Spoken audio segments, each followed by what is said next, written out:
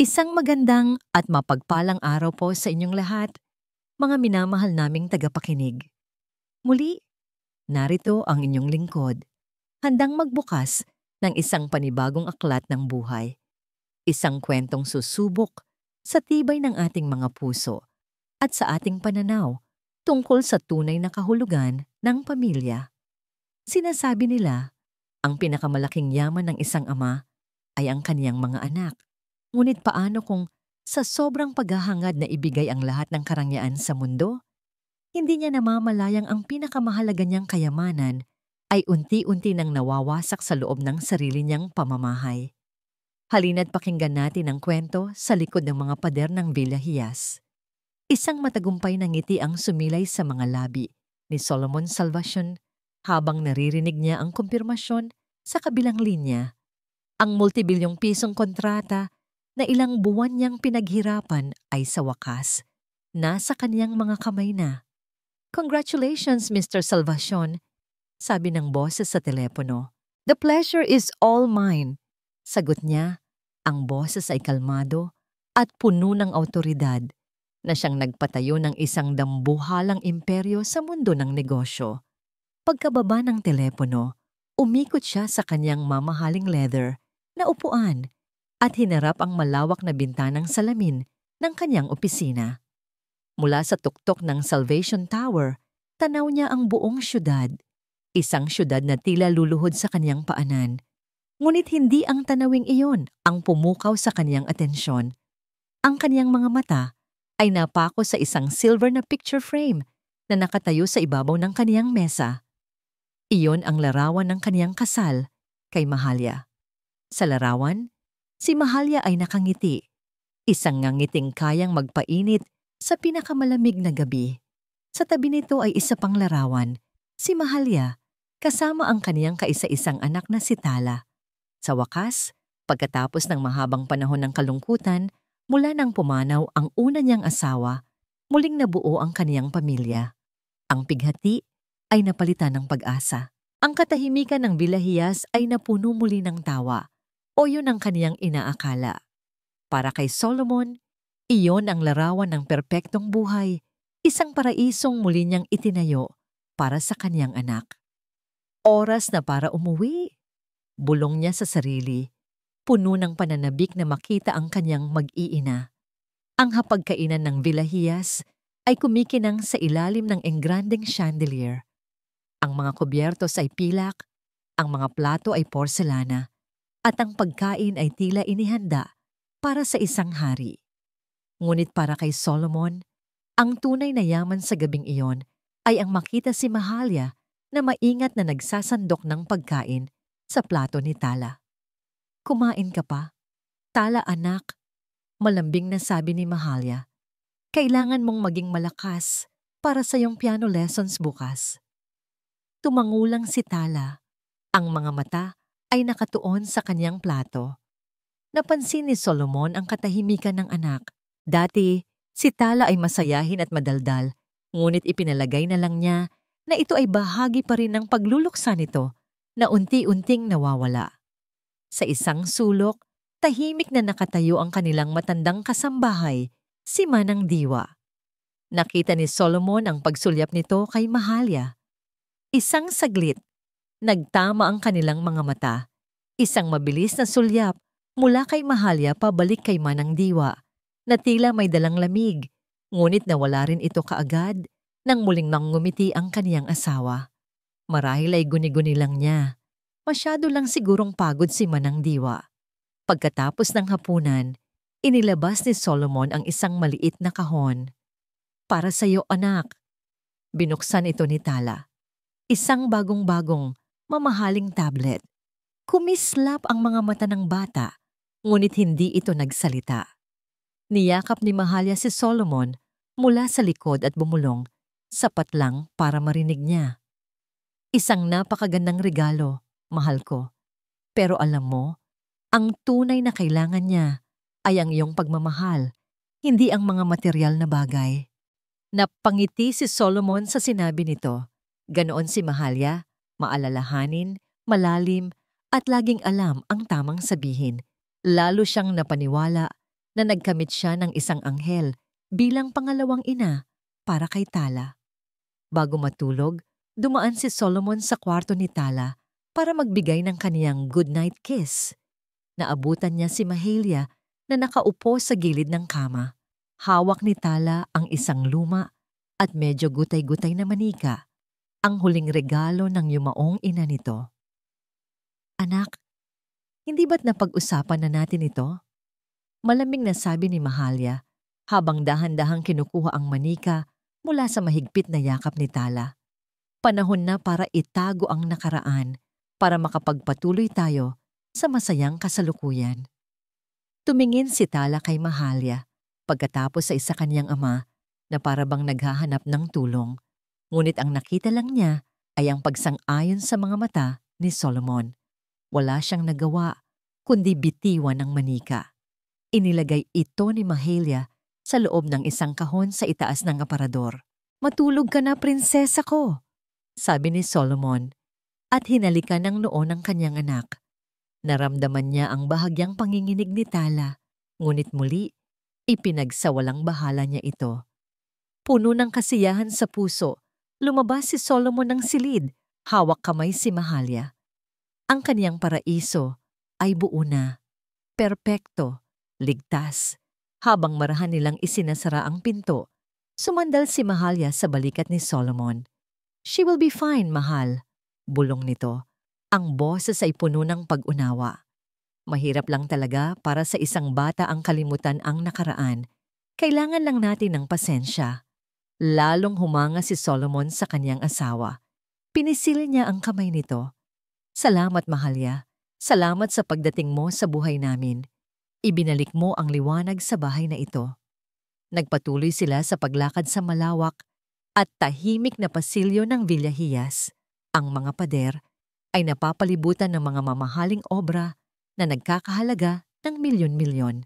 Ngunit para kay Solomon, walang anumang kayamanan ang makakapantay sa kapayapaan ng loob na nararamdaman niya sa mga sandaling iyon.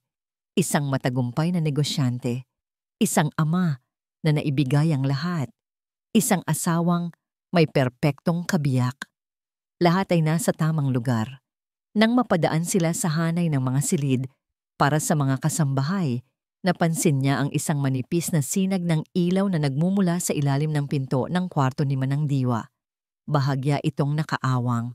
Akma na sana niya itong lalagpasan nang may marinig siyang isang mahinang tinig, isang bulong na nanginginig at puno ng pagsusumamo. Huminto si Solomon sa paglakad. Sinanyasan si Mahalia na mauna na. Hindi niya mapigilan ang kanyang sarili. Dahan-dahan siyang lumapit sa pinto, sapat lang upang marinig nang malinaw ang panalangin sa loob. Kilala niya ang boses na yon. Iyon si Manang Diwa. "Patawarin niyo po ako kung ako'y nagkukulang." Basag ang boses ng matanda. Tila nagpipigil ng hikbi. "Ngunit kayo na po ang nakakaalam ng lahat. Panginoon, nakikiusap po ako. Protektahan niyo po ang munting anghel na si Tala." Ang huling salita ay tumatak sa isipan ni Solomon. Protektahan. Isang biglaang kilabot ang gumapang sa kanyang likuran. Protektahan? Mula saan? Mula kanino? Nasa loob sila ng Villa Hias, ang pinakaligtas na lugar na kaya niyang ibigay, napapalibutan ng mga gwardya at matataas na pader. Walang sino man ang maaaring manakit sa kanyang anak dito. Kumunot ang noo ni Solomon. Ang perpektong larawan ng kanyang paraiso ay biglang nagkalamat dahil sa isang tanong na hindi niya masagot. Bakit kailangang ipagdasal ni Manang Diwa ang kaligtasan ni Tala nang may ganoong klase ng desperasyon sa boses? Umiling siya. Sinubukang iwaksi ang kaba sa kanyang dibdib. Matanda na si Manang. Masyado lang siyang sentimental at praning, sabi niya sa sarili. Ngunit habang tumatalikod siya mula sa pinto at naglalakad patungo sa kanyang silid, ang aling-aungaw ng panalangin na iyon ay sumusunod sa kanya. Isang kakaibang nota na sumisira sa perpektong himig ng kanyang bagong buhay. Para kay Solomon Salvacion, ang Villa Hias ay isang paraiso. Ngunit para kay Manang Diwa, na nakasaksi sa paglaki ng bahay na iyon mula pa sa panahon ng unang ginang, ang paraiso ay matagal nang naglaho. Ngayon, ito ay isang entablado at si Mahalia ang pinakamagaling na aktres na nakita niya sa buong buhay niya. Nakikita niya ito sa bawat galaw. Sa umaga, kapag si Solomon ay nasa hapagkainan, ang mga ngiti ni Mahalia ay kasing init ng kapeng kaniyang inihahanda. Ngunit sa sandaling tumalikod ang kaniyang asawa, ang init na iyon ay naglalaho, napapalitan ng isang malamig na kalkulasyon sa kaniyang mga mata habang tinitingnan si Tala. Isang hapon, habang naglilinis si Manang Diwa sa study room, nakita niya si Tala na tahimik na gumuguhit sa isang sulok. Ang mga krayola nito ay masiglang sumasayaw sa papel. Lumilikha ng isang larawan ng dalawang tao, isang babae at isang bata, na magkahawak kamay sa ilalim ng isang malaking bahaghari. Alam ni Manang Diwa na iyon sila ng kanyang yumaong ina. Iyon ang paraisong naaalala ng bata. Biglang bumukas ang pinto at pumasok si Mahalia, may dalang isang baso ng gatas. Ngumiti ito nang makita ang ginagawa ni Tala. "Anong ginagawa mo, Angelita?" Ipinakita ni Tala ang kanyang obra. Sa isang iglap, nakita ni Manang Diwa ang isang mabilis na pag-igting sa panga ni Mahalia bago ito muling ngumiti. "Napakaganda," sabi nito. Ngunit ang boses ay walang kabuhay-buhay. Kinuha nito ang papel. "Pero Tala, hindi ba't sabi ko sa'yo, kailangan mong mag-focus sa mga bagay na makakatulong sa iyong kinabukasan?" Bago pa makasagot si Tala, nilukot ni Mahalia ang papel na parang basura at itinapon ito sa basurahan sa tabi ng desk ni Solomon. Ang tunog ng nilukot na papel ay parang isang sampal sa katahimikan ng silid. "Ang pagguhit ay pambata," sabi ni Mahalia. Ang boses ay hindi na malambing. "Ikaw ay isang salvasyon. Hindi ka dapat nagsasayang ng oras sa mga ganitong bagay. Halika na. Mag-practice ka ng piano. May recital ka sa susunod na buwan." Hinila niya si Tala palabas ng silid at ang tanging narinig na lang ni Manang Diwa ay ang tunog ng paulit-ulit at walang emosyong pagtipa sa piano. Napatingin si Manang Diwa sa basurahan. Nanginginig ang kamay na dinampot niya ang lukot na papel at maingat itong inunat. Ang masayang bahaghari ay nasira na ng mga lukot. Kinabukasan, tumunog ang telepono sa sala. Si Tala, na nagbabasa ng libro, ay biglang nagliwanag ang mukha. "Ako na po," mabilis niyang sabi. Alam na yon ang oras ng tawag ng kaniyang matalik na kaibigan. Ngunit bago pa niya maabot ang telepono, nakuha na ito ni Mahalia. "Hello," sabi nito sa matamis na boses. "Oh, hi, Micaela." Si Tala?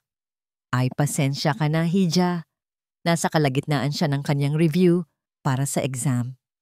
"Oo, very important. Sige, ako na lang ang magsasabi sa kanya na tumawag ka. Bye."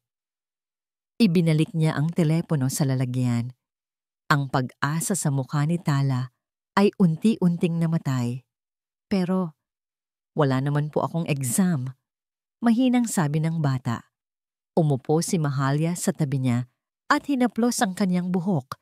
Isang haplos na sa paningin ni Manang Diwa ay parang hawak ng isang ahas. "Tala, ginagawa ko ito para sa'yo. Ang mga batang yon, hindi sila magandang impluwensya. Hihilahin ka lang nila pababa. Ang kailangan mo ay mag-aral ng mabuti para maging proud sa'yo ang daddy mo."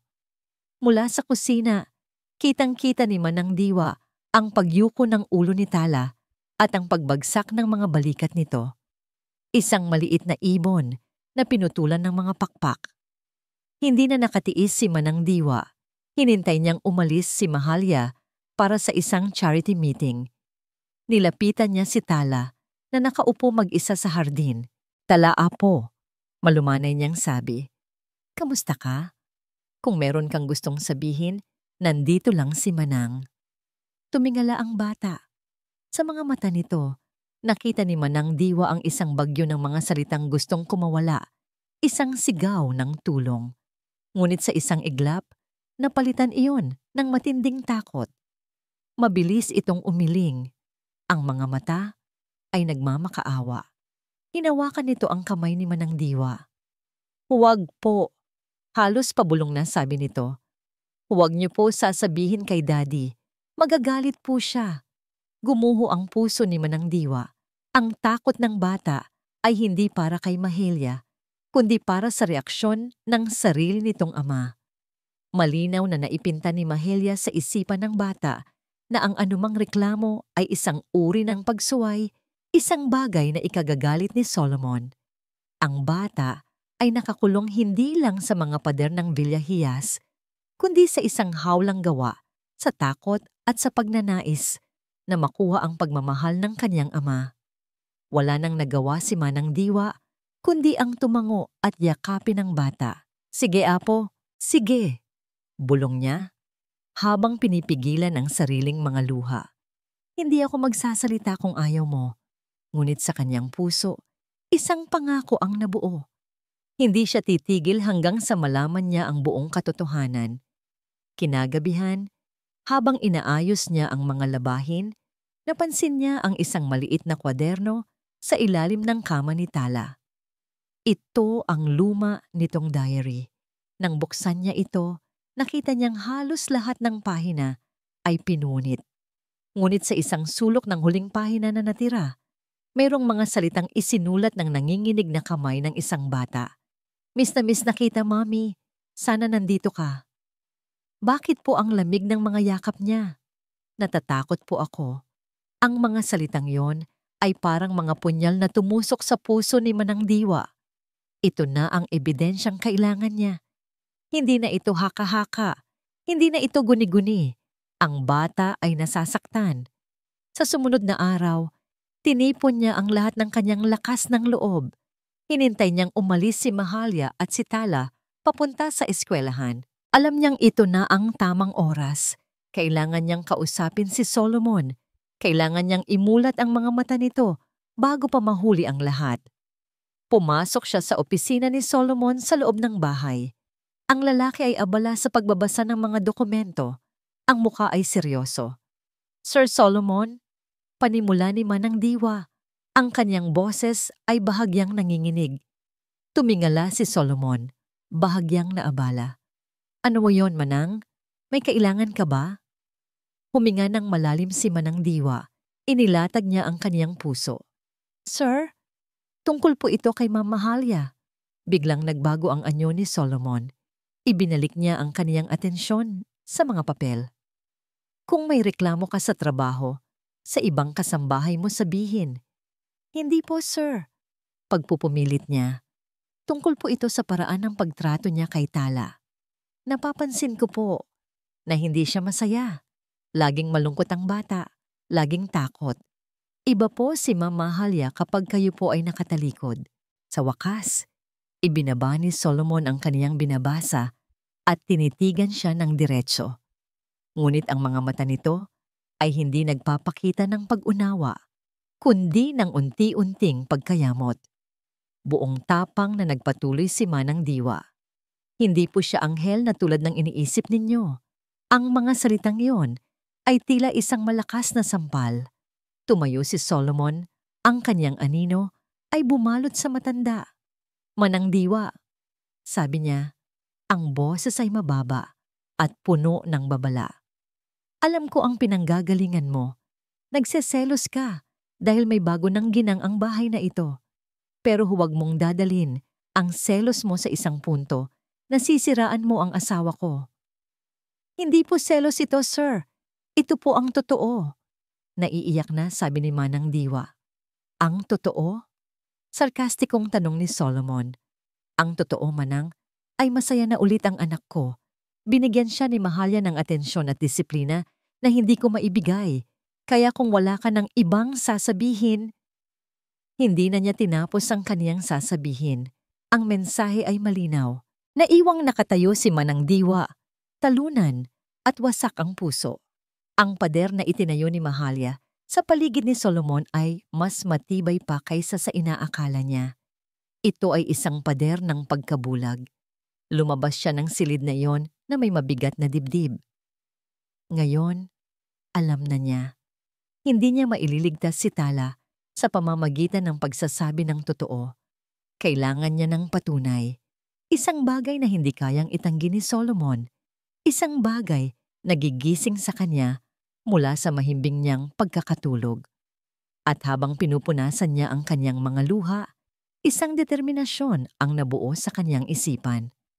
Kung kailangan niyang mag-isa sa laban na ito, gagawin niya. Para kay Tala, para sa alaala ng unang ginang, hindi siya susuko. Ang mga salita ni Manang Diwa ay naiwang nakalutang sa hangin ng opisina.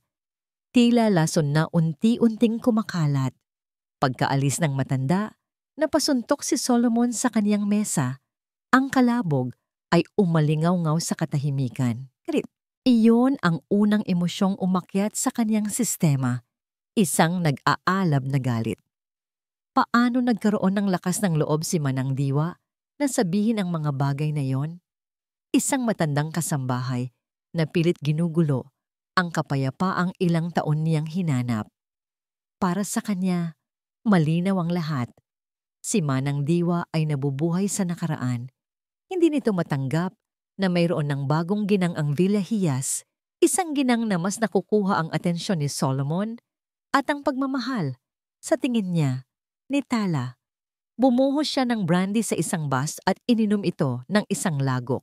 Ang init na gumapang sa kanyang lalamunan ay hindi sapat para pawiin ang apoy sa kanyang dibdib. Nagseselos lang siya. Bulong niya sa sarili, paulit-ulit, na parang isang panalangin na gusto niyang magkatotoo. Mahal, isang malambing na boses ang pumutol sa kanyang pag-iisip. Nakatayo sa may pinto si Mahalya, ang mukha ay nagpapakita ng pag-aalala. May problema ba? Narinig kitang sumigaw kanina. Lumapit si Solomon at niyakap ang asawa. Sa mga bisig nito, doon niya naramdaman ang kapanatagan. Wala ito, mahal. Si Manang Diwa lang. May mga sinabi siyang hindi maganda. Ang mga mata ni Mahalya ay biglang nanlaki at sa isang iglap na puno iiyon ng mga luha. Isang perpektong pagganap. Tungkol ba sa akin? Tanong nito. Ang boses ay basag. May nagawa ba akong mali? Sinusubukan ko naman ang lahat, Solomon. Sinusubukan kong maging mabuting ina kay Tala. Hindi pa ba sapat? Napuno ng awa at pagkonsensya si Solomon, hinawakan niya ang mukha nito. Shh! Hindi totoo iyon. Huwag mong pakinggan ang matanda. Ikaw ang pinakamabuting bagay na nangyari sa amin ni Tala. Yumakap ng mahigpit si Mahalya. Ang mga hikbi nito ay dumudurog sa puso ni Solomon. Gusto ko lang naman siyang alagaan, sabi nito sa pagitan ng mga pag-iyak. Pero siguro nararamdaman niyang hindi ako ang tunay niyang ina. Siguro kasalanan ko. Hindi, maring sabi ni Solomon. Sabi ni, walang may kasalanan dito kundi ang mapait na dila ng isang matandang hindi makausad sa buhay. Ang galit niya kay Manang Diwa ay lalong tumindi. Hindi lang nito sinisiraan si Mahalya, sinasaktan pa nito ang damdamin ng kaniyang asawa. Upang patunayan sa kaniyang sarili at kay Mahalya na mali ang lahat ng bintang, hinila niya ang asawa papunta sa sala kung saan naglalaro si Tala ng tablet na bigay niya. Ang bata ay nag-angat ng tingin at nang makita ang namumugto at malungkot na mata ni Mahalya, isang anino ng takot ang dumaan sa mukha nito. Isang detalye na hindi napansin ni Solomon. Umupo si Solomon sa tabi ni Tala. Kasama pa rin si Mahalya na nakahawak sa kaniyang braso. Pilit siyang ngumiti. Anak, panimula niya. Ang boses ay malumanay, ngunit may diin. Masaya ka naman kay Mama Mahalya, hindi ba?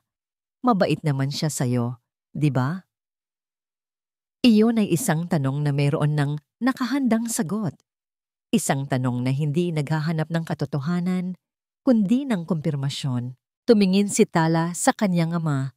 Pagkatapos ay kay Mahalya na nakatitig sa kanya, ang mga mata nito ay nagbabaga Sa likod ng mga pekeng luha, walang salitang lumabas sa bibig ng bata. Ang tanging nagawa niya ay ang dahan-dahang tumango. Isang beses, isang maliit na galaw na para kay Solomon ay isang malaking tagumpay. Kita mo, sabi niya kay Mahalia, puno ng pagmamahal. Mahal ka ng anak natin. Ngunit hindi niya nakita ang mabilis na paglunok ni Tala o ang panginginig ng mga kamay nito na nakahawak sa tablet. Ang nakita lang niya ay ang gusto niyang makita, isang pamilyang buo at masaya, upang tuluyang burahin ang anumang bakas ng pagdududa at bilang isang paraan na rin para magbayad pinsala sa sakit na idinulot ni Manang Diwa kay Mahalia. Isang ideya ang pumasok sa isip ni Solomon. Mag-empake ka, sabi niya sa asawa. Mag-empake kayo ni Tala. Aalis tayo. 1 linggo sa Amanpulo.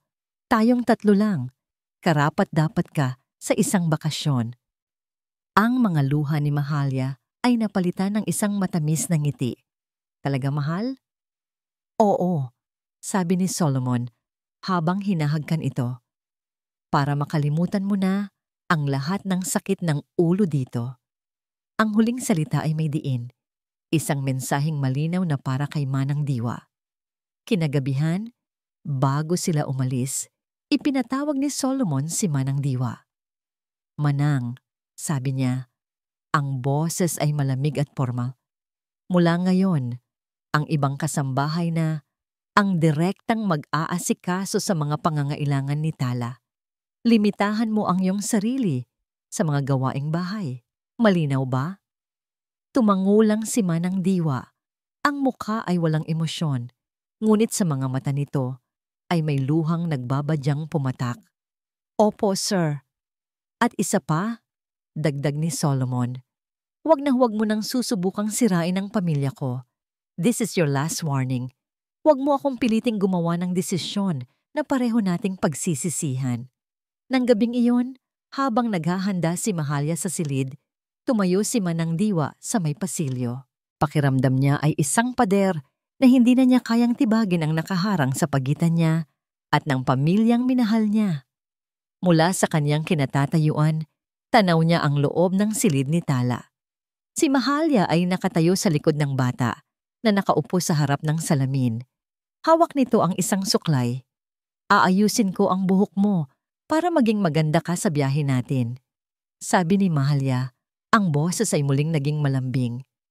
Ngunit ang nakita ni Manang Diwa ay hindi ang pagsuklay.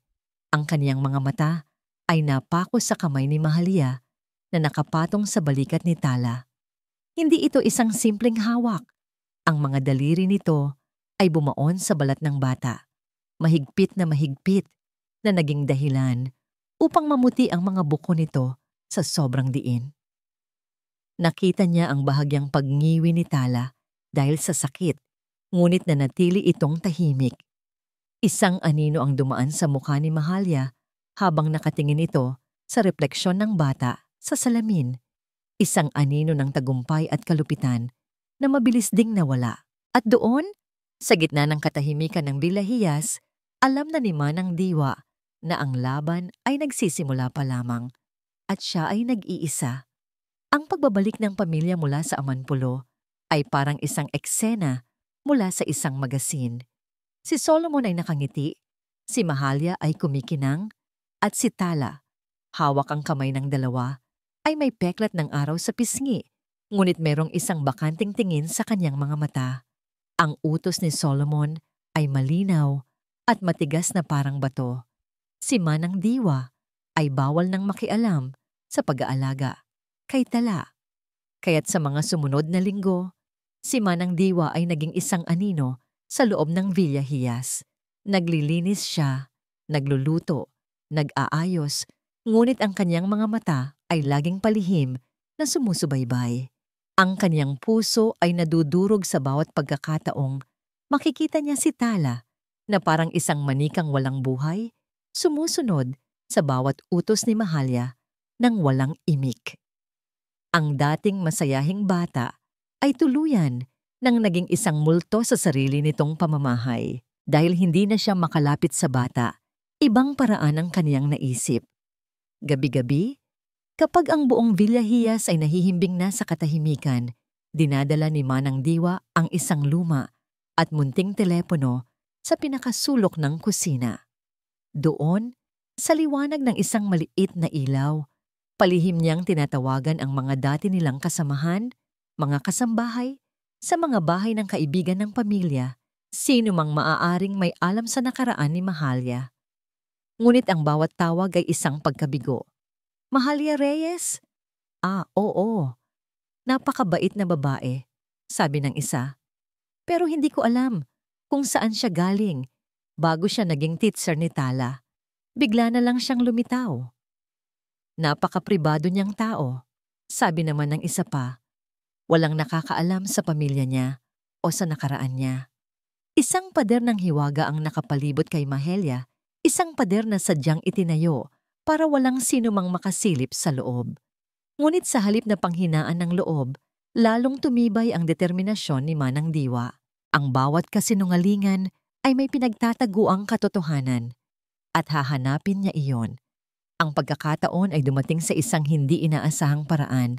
Isang umaga, ipinatawag siya ni Solomon. Manang, naisip ko na panahon na para ayusin ang lumang bodega. Sabi nito, hindi man lang nag-aangat ng tingin mula sa kaniyang laptop.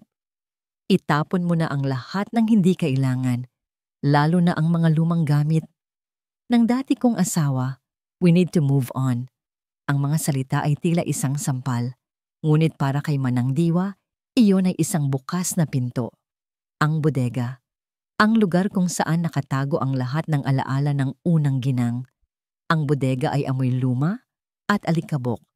Ang mga sinag ng araw na tumatago sa maliit na bintana ay nagpapakita ng libu-libong alikabok na sumasayaw sa hangin. Dito nakatambak ang buhay na kinalimutan, mga kahon ng mga lumang damit, mga aklat at mga gamit ng yumaong, sige ng salbasyon. Nagsimulang maglinis si Manang Diwa. Ang bawat bagay na kaniyang hawak ay may dalang alaala. Bawat damit, bawat libro ay may kwento. Ngunit hindi iyon ang kaniyang hinahanap. Naghahanap siya ng kahit anong koneksyon, kahit anong bakas na maaring magturo sa kaniya sa nakaraan ni Mahalia. Sa ilalim ng isang tumpok ng mga lumang kurtina, nakita niya ang isang malaking baul na gawa sa kahoy. Maingat niya itong binuksan. Sa loob, nakasalansan ang mga photo album, mga album ng unang ginang. Isa-isa niya itong tiningnan. Mga larawan ng kanyang kabataan, ng kasal nila ni Solomon, ng mga unang taon ni Tala. Sa bawat larawan ang namangiti ng ginang ay totoo at nakakahawa. Ngunit isang album ang nakaagaw ng kaniyang pansin.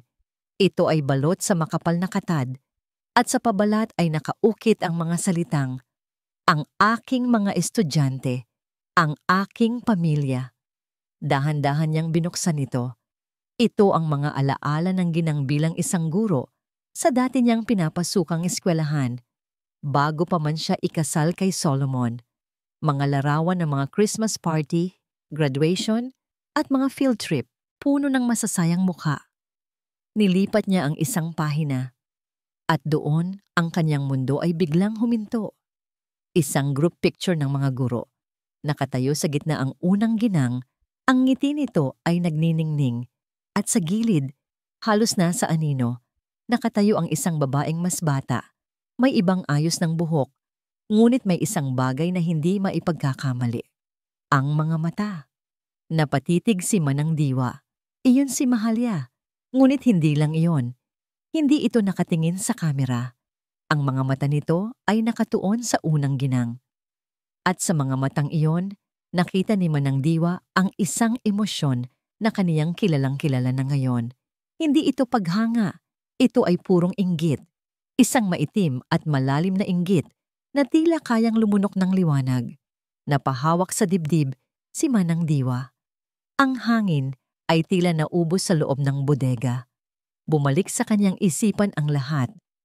Si Mahalia ay naging guro ni Tala sa isang mamahaling eskwelahan.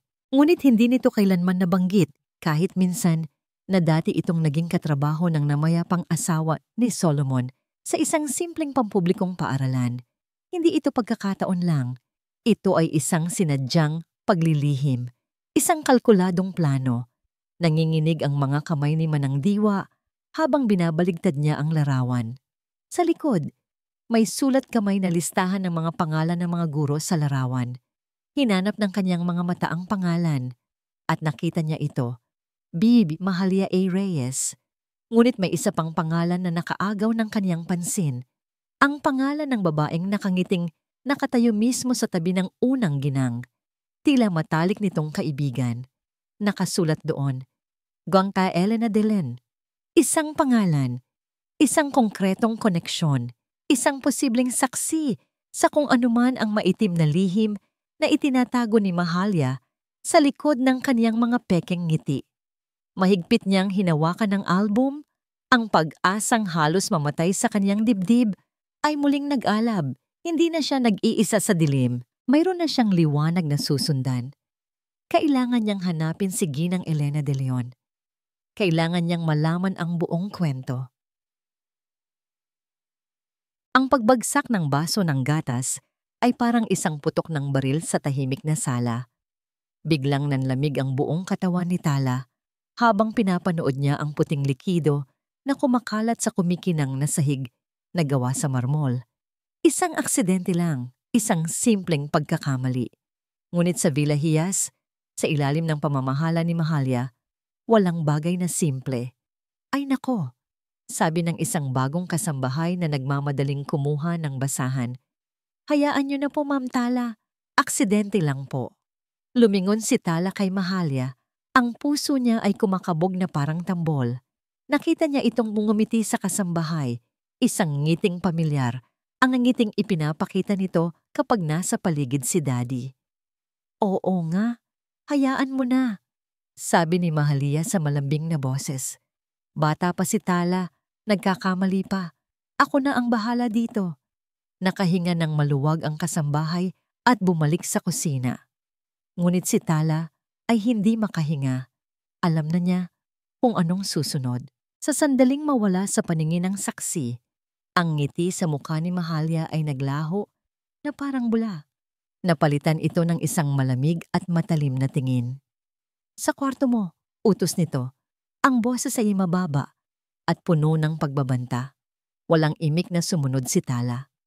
Ang bawat hakbang paakyat sa engrandeng hagdanan ay parang isang pagtapak sa mga nagbabagang uling. Pagkapasok sa kanyang silid, isinara ni Mahalia ang pinto. Alam mo ba kung anong ginawa mo? Tanong nito. Nagkalat ka, at ang kalat ay kailangang linisin. Ang pagkakamali ay kailangang pagbayaran. Hindi ko po sinasadya, Tita Mahalia. Umiiyak na, sabi ni Tala. Huwag mo akong tawaging tita. Sigaw nito, at sa unang pagkakataon, nakita ni Tala ang purong galit sa mga mata ng babae. Ako ang nanay mo ngayon, at bilang nanay mo, tuturuan kita ng leksyon. Ang leksyon sa araw na yon ay gutom. Walang hapunan para kay Tala. Habang ang amoy ng masarap na pagkain ay umaakyat mula sa kusina, nakaupo lang si Tala sa kanyang kama, yakap ang kanyang mga tuhod, habang kumakalam ang kanyang tiyan. Ngunit mas masakit pa kaysa sa gutom ang mga salitang binitiwan ni Mahalia bago ito lumabas ng kwarto. Ang mami mo sa langit, sigurado akong nahihiya siya ngayon. Bulong nito. Sapat lang para marinig niya. Isipin mo na lang ang disappointment niya kapag nakikita niyang ang kaisa-isa niyang anak ay isang pabaya at walang kwentang bata. Siguro, kaya kanya iniwan. Ang mga salitang iyon ay mas masakit pa sa sampal. Ito ay isang lason na dahan-dahang kumakalat sa kanyang isipan. Pinapatay ang lahat ng masasayang alaala.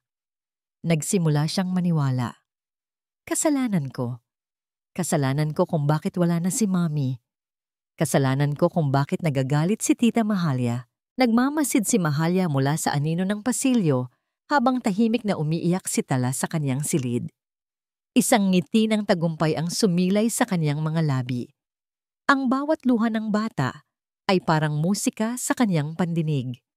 Ang bawat hikbi ay isang patunay na ang kaniyang paghihiganti ay mabisa. Tingnan natin kung sino ang mas matibay, sabi niya sa kaniyang isipan habang inaalala ang mukha ng unang asawa ni Solomon. Ikaw, na isang alaala na lang, o ako, na siyang reyna ng bahay na ito ngayon. Ang pagpapakasal kay Solomon ay ang unang bahagi lang ng plano. Ang tunay na layunin ay ang burahin ang lahat ng bakas ng babaeng kinamumuhian niya. At ang batang iyon, ang batang kamukhang-kamukha ng ina nito, ay ang pinakamalaking bakas sa lahat. Kailangan niyang wasakin ang espiritu nito, durugin ang kalooban nito, hanggang sa wala nang matira sa dating tala. Hanggang sa ang tanging makikita na lang ni Solomon sa bata ay ang refleksyon ng kaniyang pag-aalaga. Pumasok siya sa silid. Ang bata ay nakatulog na sa gutom. Ang mga pisngi ay basa pa ng luha. Hinaplos niya ang buhok nito. Sa panlabas, ito ay 1 kilos ng pagmamahal. Ngunit sa loob, ito ay 1 kilos ng pag-aari. Akin ka, bulong ng kaniyang isipan. Susundin mo lahat ng sasabihin ko. Napansin niya ang isang maliit na pasa sa braso ng bata. Isang pasa na siya mismo ang may gawa noong isang araw nang pilit niya itong pinapraktis sa piano. Kailangan niyang maging mas maingat. Ang mga peklat na iniiwan niya ay dapat hindi nakikita ng mata. Kinaumagahan, habang nagbibihis para pumasok sa eskwela, humarap si Tala sa salamin. Nakita niya ang mga pasa sa kaniyang braso, maliliit na bilog na kulay ube, mga alaala ng mahigpit na pagkurot ni Mahalia sa tuwing nagkakamali siya ng tipa sa piano o kapag hindi niya name-memorize ang kaniyang mga aralin. Dati, paborito niya ang mga bestidang walang manggas. Ngayon, kinuha niya mula sa aparador ang isang blusang may mahabang manggas. Kailangan niyang itago ang mga peklat. Walang dapat makakita, walang dapat makaalam. Dahil kung may makaalam, magagalit si Daddy. Iyon ang laging sinasabi ni Mahalia. Ang mga araw ay naging isang walang katapusang siklo ng takot. Ang gabi ang kaniyang tanging takas. Dahil sa panaginip, muli niyang nakakasama ang kaniyang tunay na mommy. Isang gabi na naginip siya. Nasa isang hardin sila ng kaniyang ina, napapalibutan ng mga bulaklak. Ang yakap nito ay mainit at ligtas. Mahal na mahal kita, anak ko, sabi nito. Ngunit biglang dumilim ang langit. Ang mga bulaklak ay nalanta. At ang mukha ng kaniyang ina ay biglang naging mukha ni Mahalia. Ang mga mata ay nanlilisik. Walang magliligtas sa'yo, sigaw nito. Napabangon si Tala, humihingal at basang-basa ng pawis. Sa sobrang takot, hindi niya napigilan ang kaniyang sarili. Sumigaw siya. Isang sigaw na puno ng pighati at pananabik. Mami, Mami, tulungan niyo po ako. Bumukas ng malakas ang pinto ng kaniyang silid. Ang nakatayong silweta ni Mahalia laban sa liwanag ng pasilyo ay parang isang halimaw mula sa kaniyang bangungot. Mabilis itong lumapit at tinakpan ng kamay ang kaniyang bibig. Mahigpit, masakit. Galit na bulong nito, ang muka ay 1 pulgada lang ang layo sa kanya. Huwag na huwag mo nang babanggitin ang pangalan niya sa bahay na ito. Naintindihan mo? Patay na siya. Ako ang ina mo ngayon. Binitiwan siya nito ng biglaan. Naiwan siyang nanginginig sa dilim, humihikbi ng walang tunog. Ang lasa ng takot at ng kamay ni Mahalia ay nanunuot sa kaniyang mga labi. Kinabukasan, habang umiinom ng kape, tumunog ang telepono. Inis na sinagot ito ni Mahalia. Hello, Vilahiyas. Good morning po. This is from Akademyang Pag-asa. Sabi ng isang boses. May I speak to Mr. or Mrs. Salvacion? This is Mrs. Salvacion, sagot ni Mahalia. Ang boses ay agad naging matamis at puno ng awtoridad. Ma'am, tumatawag po kami para ipaalam na si Tala Salvacion po ay hinimatay kanina sa klase. Dinala na po namin siya sa clinic. The school nurse said it might be due to exhaustion and lack of nutrition. Nanigas si Mahalia, hinimatay. Ang mga salitang yon ay isang alarma, isang panganib sa perpektong mundong kaniyang itinatayo. Ngunit ang kaniyang pag-aalala ay mabilis na napalitan ng isang malamig na estratehiya. "Oh my God!" sabi niya sa telepono. Ang boses ay puno ng perpektong pagkataranta. "Pupunta na kami dyan. Kawawa naman ang anak ko. Actually, nilalagnat na nga siya kagabi pa, pero nagpumilit pumasok. Alam niyo na, very dedicated sa studies. Sige, sige, papunta na ako." Mabilis niyang ibinaba ang telepono bago pa makapagsalita ang nasa kabilang linya. Tumingin siya sa paligid. Walang nakarinig. Mabuti. Kinuha niya ang kaniyang bag. Kailangan niyang maunahan si Solomon. Kailangan niyang kontrolin ang sitwasyon. Kailangan niyang siguraduhin na ang kwentong lalabas sa insidenteng ito ay ang kwento ng isang mapagmahal na ina na nag-aalala sa kaniyang anak na masipag mag-aral at hindi ang katotohanan ng isang batang unti-unting pinapatay ng kalungkutan at gutom. Ang pangalang Elena de Leon ay naging isang obsesyon para kay Manang Diwa. Sa tulong ng isa sa mga mas batang hardinero na marunong sa teknolohiya, nagawa niyang mahanap sa internet ang posibleng lokasyon ng dating guro. Lumipat na pala ito sa probinsya ng Laguna, malayo sa gulo ng syudad, at nagtayo ng isang maliit na panaderya. Ang paghahanap ng numero ng telepono nito ang naging pinakamahirap na bahagi. Ngunit pagkatapos ng ilang araw ng pagtatanong sa mga lumang kakilala, sa wakas ay nakuha niya ito. Isang gabi, habang ang buong Villahias ay payapa, dinala ni Manang Diwa ang kanyang lumang cellphone sa pinakaliblib na sulok ng hardin, malapit sa pader. Ang puso niya ay dumadagundong sa kaniyang dibdib habang pinipindot niya ang mga numero. Bawat pag-ring ay parang isang oras ng paghihintay. "Hello?" Sumagot ang isang boses ng babae, medyo nag-aalangan. "Hello po. Nariyan po ba si Ginang Elena de Leon?" Nanginginig na tanong ni Manang Diwa. "Ako nga po ito." "Sino po sila?" Huminga ng malalim si Manang Diwa. "Ako po si Diwa Cruz. Matagal na po akong nagsisilbi sa pamilya Salvacion." Isang sandali ng katahimikan. "Salvacion," ulit ng boses, ngayon ay may bahid na ng pag-iingat. "Pasensya na, pero paano mo nakuha ang numero ko?" "Ginang Elena, nakikiusap po ako." Sabi ni Manang Diwa. Ang boses ay puno ng desperasyon. "Kailangan ko po ang tulong ninyo. Nakita ko po ang isang lumang litrato. Kasama niyo po si Ginang Amelia Salvacion, ang dati kong amo." Ang pagbanggit sa pangalan ni Amelia ang tila nagpabago sa lahat. Ang lamig sa boses ni Elena ay napalitan ng isang buntong hininga. "Si Amelia? Anong tungkol sa kanya?" "Hindi po tungkol sa kanya." Paglilinaw ni Manang Diwa. "Tungkol po ito sa isa pa ninyong kasamahan sa litratong yon. Isang babaeng nagngangalang Mahalia Reyes." Sa kabilang linya, narinig ni Manang Diwa ang isang biglaang paghinga na sinundan ng isang mahinang mura. "Mahalia? Diyos ko, buhay pa pala ang demonyong yon." Anong kinalaman niya sa pamilya ni Amelia? At doon, nagsimulang bumuhos ang lahat. Ang tinig mula sa nakaraan ay nagsalita. At ang bawat salita ay isang patak ng lason na unti-unting lumalason sa lahat ng paniniwala ni Manang Diwa. "Hindi Mahalia ang tawag namin sa kanya noon," panimula ni Elena. "Ang tawag namin sa kanya ay Mahaye." Si Mahaye ay tahimik, palaging nasa isang sulok, nagmamasid. Ngunit ako, bilang kaibigan ni Amelia, nakikita ko ang hindi nakikita ng iba. Nakikita ko ang lason sa mga mata niya sa tuwing tinitingnan niya si Amelia. Nagkwento si Elena.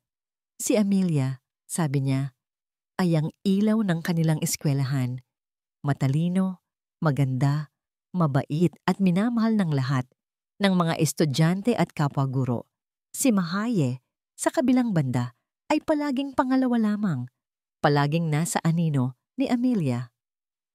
Nagsimula sa mga simpleng bagay. Patuloy ni Elena. Ang boses ay nagbabalik tanaw sa isang mapait na alaala. Kapag si Amelia ang pinupuri ng prinsipal, nakikita ko ang pagkuyom ng mga kamao ni Mahaye. Kapag si Amelia ang nananalo sa mga contest, naririnig ko ang mga bulong-bulungan sa likod. Mga chismis na walang katotohanan tungkol kay Amelia. Mga kasinungalingang sumisira sa kanyang reputasyon. At alam ko, sa puso ko, na si Mahaye ang nagsimula ng lahat ng iyon. Nakinig lang si Manang Diwa. Ang kanyang kamay ay nakatakip sa kanyang bibig sa sobrang gulat. Ang pinakamatindi, sabi ni Elena, ang boses ay nanginginig na sa galit, ay noong inanunsyo ni Amelia na ikakasal na siya sa isang napakayamang negosyante, si Solomon Salvacion. Halos makita ko ang pagguho ng mundo ni Mahaye. Isang gabi kinausap niya ako, lasing siya. At sinabi niya sa akin ang mga salitang hinding-hindi ko malilimutan habang buhay. Huminga ng malalim si Elena bago magpatuloy. Sabi niya, lahat na lang napupunta kay Amelia. Ang atensyon, ang respeto, ang pagmamahal, pati ba naman ang perpektong buhay, sa kanya pa rin. Isinusumpa ko, Elena. Darating ang araw, lahat ng meron siya, lahat ng pinapangarap niya, ay magiging akin. At sisiguraduhin kong mas hihigitan ko pa siya sa lahat ng bagay. Ang mga salitang yon ay tumama kay Manang Diwa na parang isang kidlat. Bigla, ang lahat ng piraso ng palaisipan ay nagkabit-kabit sa isang nakakakilabot na larawan. Ang paglapit ni Mahalia kay Solomon, ang pagpapakilala niya bilang perpektong ina, ang pagkontrol niya kay Tala na siyang buhay na alaala ni Amelia, ang pagpilit niyang burahin ang lahat ng bakas ng nakaraan. Hindi ito tungkol sa pera, hindi lang ito tungkol sa karangyaan. Ito ay isang matagal nang binalak na paghihiganti, isang paghihiganti na isinilang mula sa pinakamaitim na uri ng inggit. Ang layunin ni Mahalia ay hindi lang ang maging bagong ginang Salvasyon. Ang layunin niya ay ang ganap na wasakin at palitan ang buong pagkatao at alaala ni Amelia. Ang saktan si Tala ay ang pinakamabisang paraan para saktan ng isang taong matagal nang wala na. Diyos ko po! Wala sa sariling bulong ni Manang Diwa habang napapasandal siya sa malamig na pader. Ang kaniyang mga tuhod ay nanghihina.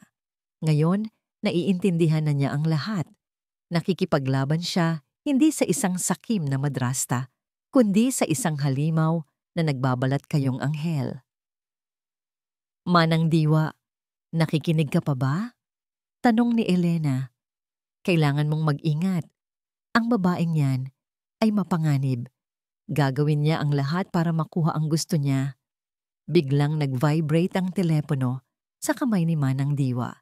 Isang text message mula sa numero ni Elena. Binuksan niya ito. May isa pa pala akong bagay na naitago, sabi sa mensahe.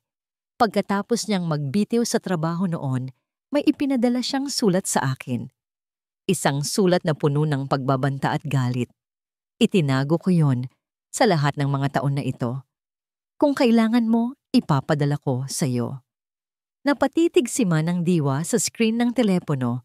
Ang mga salita ay kumikinang sa dilim. Isang sulat, isang pisikal na ebidensya, isang sandata. Ang takot sa kanyang dibdib ay hindi nawala. Ngunit ngayon, may kasama na itong isang bagong damdamin, pag-asa, isang mapanganib at desperadong pag-asa. 2 araw, 2 araw ng paghihintay na parang habang buhay. Bawat tunog ng gate, bawat pagdating ng kartero ay nagpapakaba sa dibdib ni Manang Diwa. Sa wakas, dumating ang isang maliit at lumang sobre na ipinadala sa pangalan ng isa sa mga hardinero upang hindi ito mapansin. Sa loob, naroon ang sandata, isang piraso ng papel na naninilaw na sa katagalan. Ngunit ang mga salitang nakasulat dito ay kasing itim at kasing talim pa rin ng dati. Ang sulat kamay ay kay Mahalya, walang duda, at ang mga salita, puno ng galit, inggit at isang malinaw na pagbabanta. Makikita niya, makikita nilang lahat. Ang trono na para sa kanya ay aagawin ko.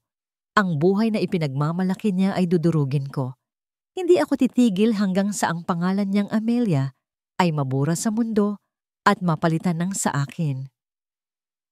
Hawak ang sulat sa kanyang nanginginig na kamay. Alam ni Manang Diwa na wala na siyang oras na maaring sayangin. Hindi na ito isang simpleng alitan.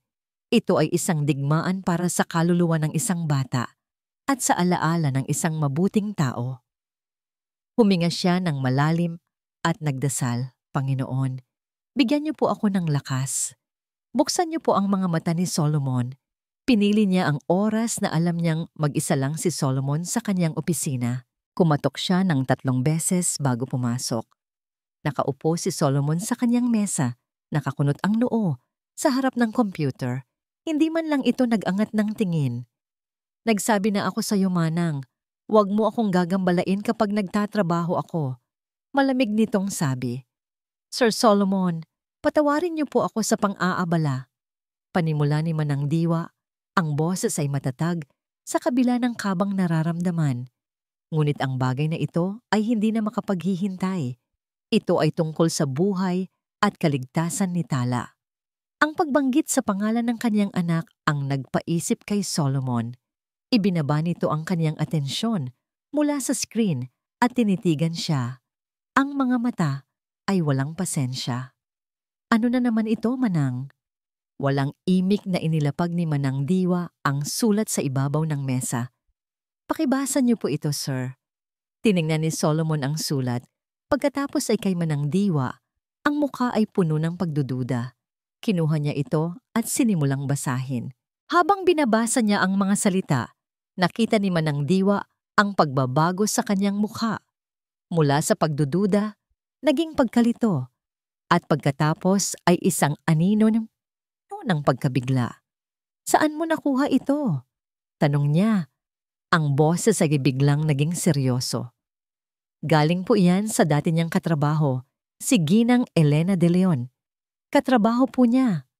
At ni Ma'am Amelia. Isinalaysay ni Manang Diwa ang lahat. Ang pagtuklas niya sa lumang album, ang tawag niya kay Elena, ang kwento ng inggit at pagbabanta, ang buong, madilim, at nakakakilabot na katotohanan sa likod ng pagkatao ni Mahalya. Bawat salita ay sinabi niya ng may katiyakan at bigat. Nang matapos siya, isang nakabibinging katahimikan ang bumalot sa silid. Si Solomon ay nakatitig sa sulat. Ang kanyang mga daliri ay nakakuyom ng mahigpit sa gilid nito. Sa isang sandali, inakala ni Manang Diwa na nagtagumpay siya. Sa isang sandali, nakita niya ang pag-aalinlangan sa mga mata ni Solomon. Ngunit ang sandaling iyon ay biglang naglaho. Mahal? Ang boses na iyon, matamis at puno ng pag-aalala, ay nagmula sa pintuan. Nakatayo roon si Mahalya. May dalang isang tray na may kape. Narito na ang kape mo. Narinig kong may kausap ka. Natigil siya nang makita ang eksena. Si Manang Diwa na nakatayo at si Solomon na hawak ang isang lumang sulat. Ang mga mata ni Mahalya ay napako sa papel. Isang mabilis na kislap ng purong takot ang dumaan sa kanyang mukha bago ito napalitan ng isang perpektong maskara ng kalituhan at sakit. Ano yan, mahal? Tanong niya habang dahan-dahang lumalapit. Iyon na ang pagkakataong kailangan niya. Si Solomon na nag-aalinlangan ay biglang naging isang hukom na kailangan lang ng isang maliit na tulak para bumalik sa dati niyang paniniwala. Isang gawa-gawang sulat. Malamig na sabi ni Solomon, ngunit ang mga mata niya ay nakatingin kay Mahalya na para bang naghahanap ng kasagutan at ibinigay iyon ni Mahalya. Biglang tumulo ang kaniyang mga luha. Gawa-gawa? Ulit niya, ang boses ay basag. Solomon, ano ang ibig niyang sabihin? Bakit, bakit niya ito ginagawa sa akin? Hinagis ni Solomon ang sulat pabalik sa mesa na para itong basura. Ito na naman siya, Mahalya. Gumagawa ng kwento. Naghahanap ng mga pekeng ebidensya para lang sirain ka, para sirain tayo. Pero bakit, Solomon? Ano ang nagawa kong masama? Humihikbing sabi ni Mahalya habang yumayakap ito sa braso ni Solomon. Ang gusto ko lang naman ay mahalin kayo, alagaan si Tala. Ang eksena ay perpekto. Ang babaeng inaapi, ang matandang mapanghusga, at si Solomon, ang kabalyerong tagapagtanggol. Humarap si Solomon kay Manang Diwa, at ngayon, wala nang bakas ng pag-aalinlangan sa kaniyang mukha. Ang naroon na lang ay purong galit at pagkadismaya. Hindi ko alam kung anong laro ang nilalaro mo, Manang, sabi niya. Ang boses ay nanginginig sa pinipigilang galit. Hindi ko alam kung sino ang kasabwat mo sa paggawa ng pekeng sulat na ito. Pero tapos na ako. I'm done. Tinuro niya ang pinto. Ibinigay ko na sa iyo ang huli mong babala. At sinuway mo ito. Binibigyan kita ng 1 linggo. 1 linggo para ayusin ang mga gamit mo at umalis sa bahay na ito. Pagkatapos noon, ayoko nang makita pa ang pagmumukha mo dito. Gumuho ang mundo ni Manang Diwa. Ang kaniyang huling baraha ay itinapon lang na parang walang kwenta. Ang katotohanan ay isinantabi para sa isang magandang kasinungalingan. Tumingin siya kay Solomon, hindi na may galit, kundi may awa. Darating ang araw, Solomon, na pagsisisihan mo ito, sabi niya. Ang boses ay mahina, ngunit puno ng katiyakan. Pagsisisihan mo ang araw na ito, ngunit natatakot ako na sa araw na yon, huli na ang lahat para sa anak mo. Tumalikod siya at naglakad palabas ng silid. Hindi nila alam, ngunit sa itaas ng hagdanan, sa likod ng isang haligi, may isang maliit na figura na nakarinig ng lahat. Narinig ni Tala ang sigaw ng kaniyang ama. Nakita niya kung paano nito ipinagtanggol si Mahalya at narinig niya ang hatol na iginawad nito sa nag-iisang tao na kumakampi sa kanya. Habang pinapanood ni Tala si Manang Diwa na naglalakad palayo, ang huling sinag ng pag-asa sa kaniyang puso ay tuluyan ng namatay. Iniwan siyang mag-isa sa isang kadilimang mas malalim pa kaysa dati. Ang mga sumunod na araw ay ang pinakamabagal at pinakamabigat sa buong buhay ni Manang Diwa. Ang bawat sulok ng Bilahiyas na dati niyang itinuring na tahanan ay naging isang paalala ng kaniyang kabiguan. Ang hatol ni Solomon ay pinal at hindi na mababago. Ang 1 linggong palugit ay parang isang sentensyang unti-unting bumababa. Sinimulan niyang ayusin ang kaniyang mga gamit sa isang maliit na maleta. Ang bawat damit na kaniyang tinutupi ay may kasamang alaala. Ang lumang bestida na suot niya noong unang kaarawan ni Tala. Ang apron na may mantsa ng tsokolate mula sa pagbe-bake nila ng cookies. Sa ilalim ng mga damit, maingat niyang inilagay ang isang maliit at kupas ng litrato, isang larawan ni Tala. Noong ito ay 5 taong gulang. Nakangiti ng pagkatamis-tamis. Ang mga mata ay puno ng inosenteng saya na ngayon ay tuluyan ng nawala. Isang hapon, habang nag-aayos siya, pumasok si Mahalya sa kaniyang silid nang walang katok-katok. May dala itong isang karton na walang laman. Baka kailangan mo nito, Manang, sabi nito. Ang boses ay matamis na parang pulot ngunit may nakatagong lason. Para mas mapabilis ang pag-empake mo. Hindi ito isang alok ng tulong, isa itong pagmamalaki. Isang paraan para ipakita kung sino ang nagwagi. Hindi umimik si Manang Diwa. Nagpatuloy lang siya sa pagtutupi. Alam mo, dagdag ni Mahalya habang sumasandal sa hamba ng pinto. Sayang. Kung nanahimik ka na lang sana, siguro ay dito ka natatanda. Pero pinili mong kalabanin ako. Tingnan mo kung nasaan ka ngayon. Sa wakas ay tumigil si Manang Diwa at tumingin ng diretso sa mga mata ni Mahalya. Ang laban na ito ay hindi para sa akin. Mahinahon niyang sabi, at hindi pa ito tapos. Isang halakhak ang kumawala sa mga labi ni Mahalia. Talaga ba? Manang, tapos na. Panalo na ako. At ikaw, paalis ka na. Tumalikod ito at umalis. Iniwan ang karton sa sahig bilang isang huling insulto. Sa kabila ng sakit, ang mga salita ni Mahalia ay nagsilbing gatong sa apoy na hindi pa namamatay sa puso ni Manang Diwa. Hindi pa ito tapos. Kinabukasan, habang nag-aalis siya ng alikabok sa kusina sa huling pagkakataon, ang kaniyang mga mata ay napadako sa family calendar na nakasabit sa pader. Ang bawat aktibidad ng pamilya ay maayos na nakasulat doon sa perpektong sulat kamay ni Mahalia. At isang entry ang nakaagaw ng kaniyang pansin, nakasulat sa loob ng isang malaking pulang bilog. Biyernes, Akademyang Pag-asa, Family Day Lunch. Biglang tumigil ang pagtibok ng kaniyang puso. Biyernes, bukas na yon. At bigla niyang naalala ang isang bagay na palagi niyang inaasikaso para kay Solomon sa loob ng maraming taon, ang kaniyang schedule.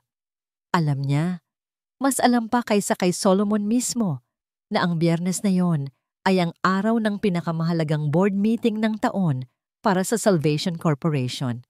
Isang pulong na hindi nito maaaring palampasin. Ibig sabihin, hindi pupunta si Solomon sa Family Day. Ibig sabihin, si Mahalia lang ang kasama ni Tala, mag-isa. Walang ibang matang nakatingin. Isang malamig na kilabot ang gumapang sa kaniyang buong katawan. Ito na ang pagkakataon ni Mahalia para gawin ang anumang gusto niya ng walang sagabal. At sa isip ni Manang Diwa, isa lang ang ibig sabihin yon, panganib para kay Tala. Ngunit kasabay ng takot, isang ideya ang biglang sumibol sa kaniyang isipan. Isang ideya na desperado, mapanganib, at maaaring tuluyan ng sumira sa kanya. Ngunit ito na lang ang natitira niyang baraha. Isang huling pagkakataon. Nang gabing iyon, hinintay niyang manahimik ang buong bahay. Dahan-dahan siyang lumabas ng kaniyang silid at pumunta sa bodega. Mula sa likod ng isang lumang aparador, kinuha niya ang isang maliit na plastic bag. Sa loob, naroon ang isang luma at mumurahing telepono. Isang prepaid phone na binili niya ilang linggo na ang nakakaraan para sa kaniyang pag-alis. Dinala niya ito sa pinakamadilim na bahagi ng hardin at doon, sa liwanag ng buwan, binuksan niya ito. Ang kaniyang mga daliri ay nanginginig habang nagtatype siya ng isang bagong mensahe. Ang numero ay hindi para kay Solomon, kundi para sa personal assistant nito. Isang binatang alam niyang hindi magsasawalang bahala sa isang emergency. Pinag-isipan niya ang bawat salita. Kailangan itong maging maikli. Kailangan itong maging kagyat. Kailangan itong maging sapat para magtanim ng pagdududa, ngunit hindi sapat para paniwalaan na galing sa kaniya. Pang-emergency na usapin tungkol kay Tala Salvacion sa kantin ng eskwelahan. Kailangan ang presensya ni Mr. Solomon sa lalong madaling panahon. Tinitigan niya ang mensahe. Kantin, yun ang lugar na pinakamaraming tao.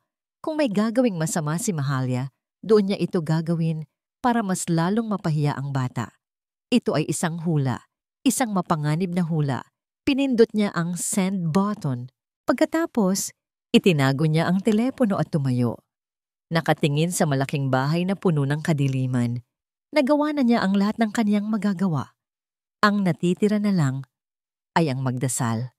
Nagdasal siya na sana, sa pagkakataong ito, ang pagmamahal ng isang ama ay manaig sa kanyang pagkabulag. Samantala, sa tuktok ng Salvation Tower, nasa kalagitnaan ng isang tensyonadong board meeting, si Solomon Salvacion. Ang mga numero sa screen, ang mga boses ng mga board members, ang bigat ng isang multibilyong pisong desisyon. Ito ang kaniyang mundo. Biglang bumukas ng bahagya ang pinto ng conference room. Ang kaniyang personal assistant ay suminyas. Ang muka ay puno ng pag-aalangan at pag-aalala. Kumunot ang noo ni Solomon. Nagpapahiwatig ng kanyang inis sa interruption, ngunit hindi umalis ang assistant. Sa halip lumapit ito at inilapag ng tahimik ang isang telepono sa harap ni Solomon. Ang screen ay nakaharap sa kanya. Nakita ni Solomon ang mensahe. Binasa niya ito 1 beses, 2 beses. Ang kanyang unang reaksyon ay inis. Isa na namang drama. Gawa na naman siguro ito ni Manang Diwa. Ngunit ang pagiging tiyak ng mensahe, ang pangalan ng kanyang anak, at ang lugar na kantin ay nagtanim ng isang maliit, nakakainis na butil ng pag-aalala sa kanyang isipan. "Excuse me for a moment," sabi niya sa mga board members. Ang boses ay iritado. Habang tumatayo at hawak ang telepono. Anong ibig sabihin nito? Inis na tanong ni Solomon sa kaniyang assistant paglabas nila ng conference room. "Alam mong hindi ako pwedeng maabala. Sino ang nagpadala nito?" "Hindi ko po alam, sir," sagot ng assistant. Halatang kinakabahan. "Anonymous number po. Pero dahil po pangalan ni Ma'am Tala ang nabanggit, minabuti ko na pong ipaalam sa inyo." Napahilamos si Solomon sa kanyang muka. Isa lang ang nasa isip niya. Si Manang Diwa. Ito na siguro ang huling desperadong hakbang ng matanda bago ito tuluyang umalis. Isang gawa-gawang emergency para guluhin siya. "Kalokohan," bulong niya. Ngunit sa kabila ng kanyang galit, isang hindi maipaliwanag na kaba ang nagsimulang kumalat sa kanyang sistema. Ang mga salita ni Manang Diwa ay bumalik sa kanyang alaala.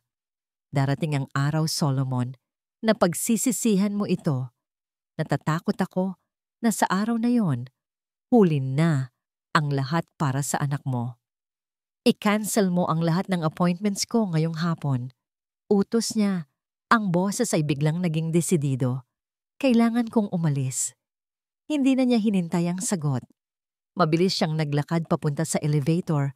Ang bawat hakbang ay mas mabigat kaysa sa dati.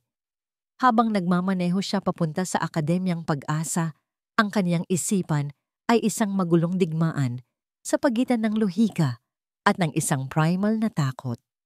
Pinipilit niyang kumbinsihin ang sarili na isa lang itong malaking abala. Na pagdating niya doon, makikita niya si Tala at Mahalya na masayang kumakain at magmumukha siyang tanga sa pag-iwan sa pinakamahalagang pulong ng taon. "Oo, iyon lang iyon," sabi niya sa sarili. "Iyon lang dapat." Ang ingay ng school canteen ay tumama sa kanya pagpasok niya pa lang. Daan-daang bata at magulang ang nagtatawanan, nagkukwentuhan at masayang nagsasalo-salo. Normal, masaya. Pero para kay Solomon, ang buong lugar ay tila gumagalaw sa slow motion. Hinanap ng kaniyang mga mata ang pamilyar na figura ng kaniyang mag-ina sa gitna ng dagat ng mga tao. At pagkatapos, nakita niya sila. Hindi sila nakangiti. Hindi sila nagtatawanan. Nakaupo si Tala sa isang mesa sa pinakasulok, malayo sa ibang mga bata. Nakayuko ang ulo nito, ang maliliit na balikat ay nanginginig. Sa harap niya ay isang plato na may lamang tirang pagkain, isang sunog na hotdog, malamig na kanin, at gulay na tila pinagpira-piraso na. At nakatayo sa harap niya si Mahalya. Ang mukha nitong palaging nakangiti sa kanya ay wala na. Ang nakikita niya ngayon ay isang maskara ng purong pagkasuklam at pagmamaliit. Hindi pa naririnig ni Solomon ang mga salita, ngunit nakikita niya ang bawat galaw, bawat ekspresyon. Nakikita niya ang pagturo ni Mahalya sa pagkain, ang pag-igting ng kanyang panga, at ang takot sa mukha ng kanyang anak. Dahan-dahan siyang lumapit, na para bang isang multo. At habang lumalapit siya, ang mga boses ay unti-unting lumilinaw, na parang isang radyong dahan-dahang nakakahanap ng tamang signal. At ang narinig niya ang sumira sa kanyang mundo. "Hindi ka tatayo dyan hanggat hindi mo nauubos yan," sabi ni Mahalya. Ang boses ay mahina, ngunit matalim na parang isang patalim. "Tingnan mo ang sarili mo. Kahit simpleng bagay, hindi mo magawa ng tama. Isa kang kahihiyan sa apelyidong Salvasyon. Ganyan ka ba pinalaki ng nanay mo? Isang walang silbi? Bawat salita ay isang suntok sa sikmura ni Solomon. Bawat salita ay isang sampal sa kani-kaniyang mukha. Bawat salita ay isang patunay sa lahat ng sinabi ni Manang Diwa, sa lahat ng kaniyang binaliwala. Bakit ka umiiyak? Patuloy ni Mahalya, hindi pa rin alam na may nakikinig. Akala mo ba maaawa ako sa'yo? Ang mga luha mo ay walang kwenta. Kumain ka. Iyan ang bagay sa isang batang pabaya at walang utang na loob na tulad mo. Doon na nag-angat ng tingin si Tala. Ang kaniyang mga mata, pula at puno ng luha, ay puno ng isang sakit na hindi kayang isalarawan ng anumang salita. At sa gitna ng kaniyang pag-iyak, ang mga mata niyang iyon ay napako sa isang direksyon. Sa likod ni Mahalya, ang mga mata ng kanyang anak at ang kanyang mga mata ay nagtagpo. Sa isang iglap na yon, nakita ni Solomon ang lahat. Hindi lang ang sakit ng sandaling iyon, kundi ang sakit ng mga nakaraang buwan, ang mga hindi nasabing salita, ang mga luhang pilit tinago, ang takot na palagi niyang ipinagsasawalang bahala, ang panginginig ng katawan, ang mga mahahabang manggas, ang mga pinunit na diary, ang panalangin ni Manang Diwa.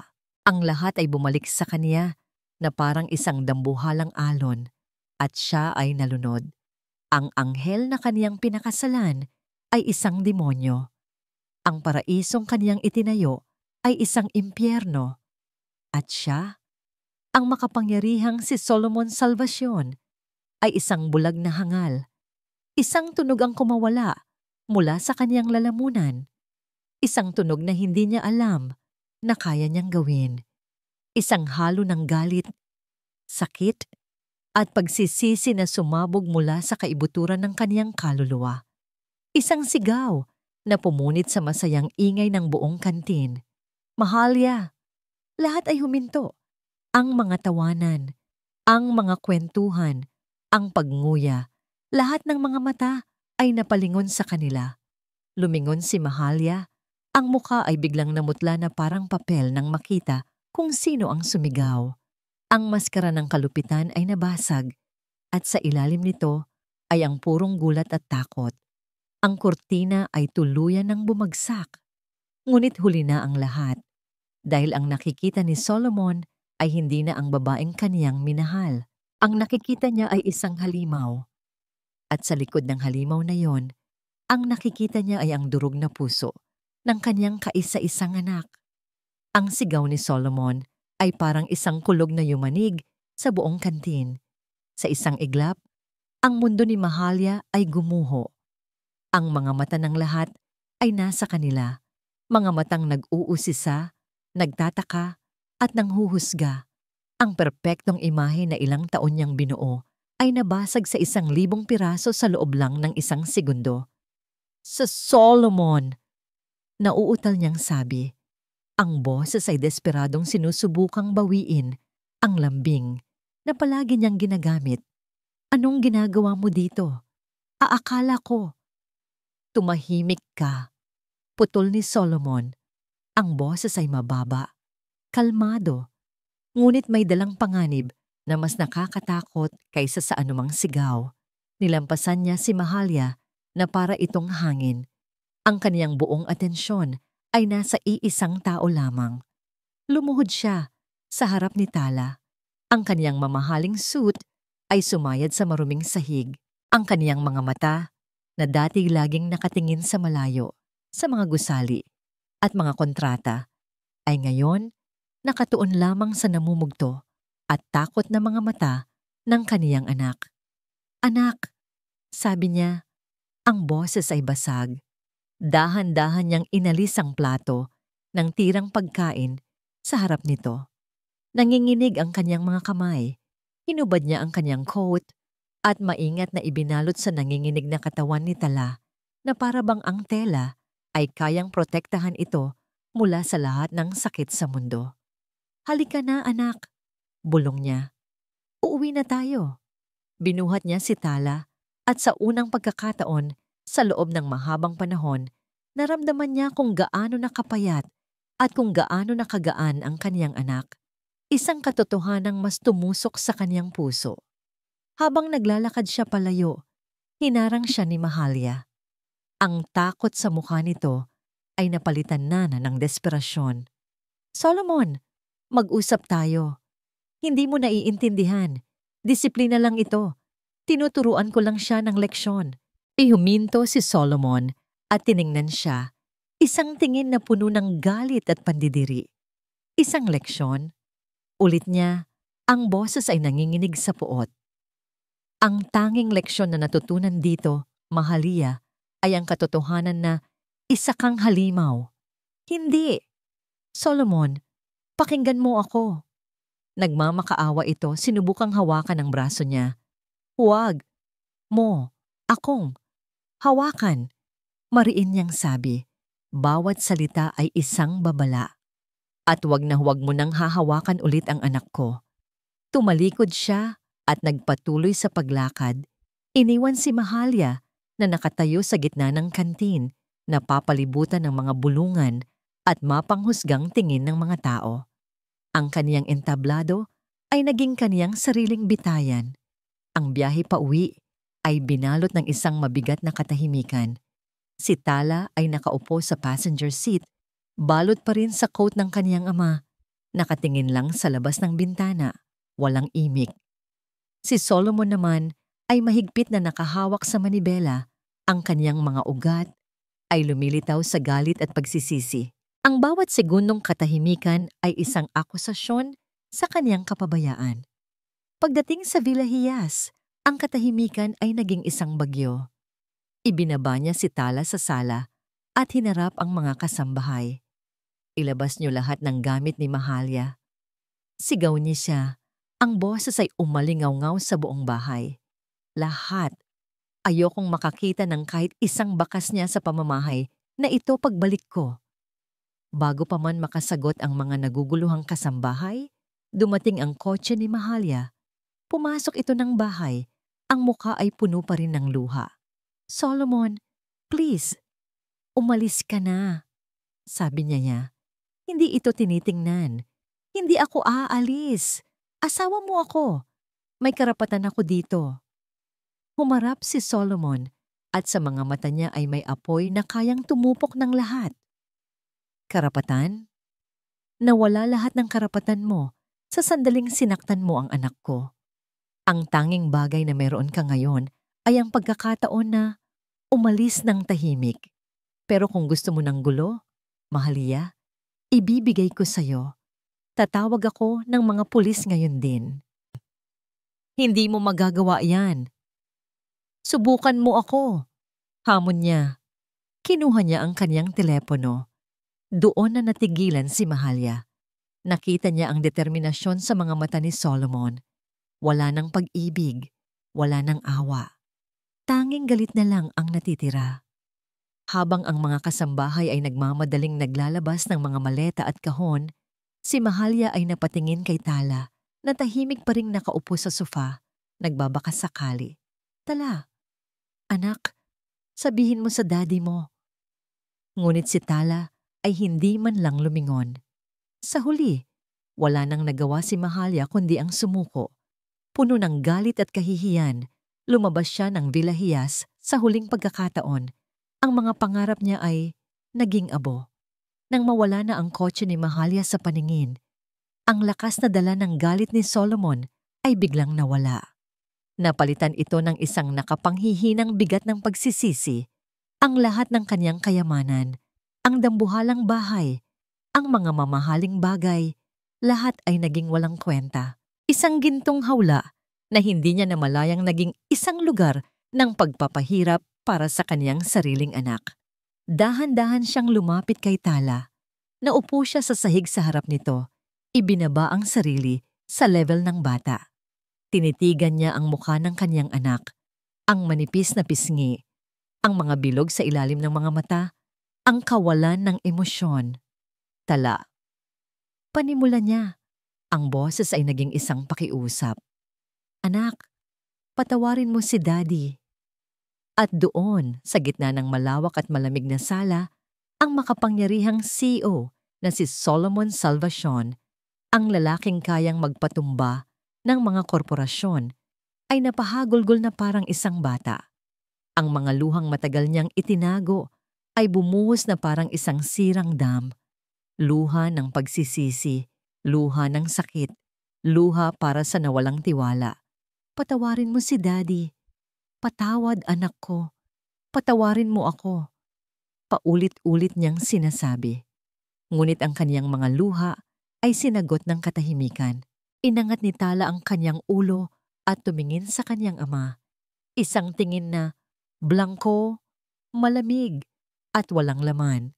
Isang tingin na nagsasabing mas malalim ang sugat kaysa sa kayang pagalingin ng anumang pag-iyak.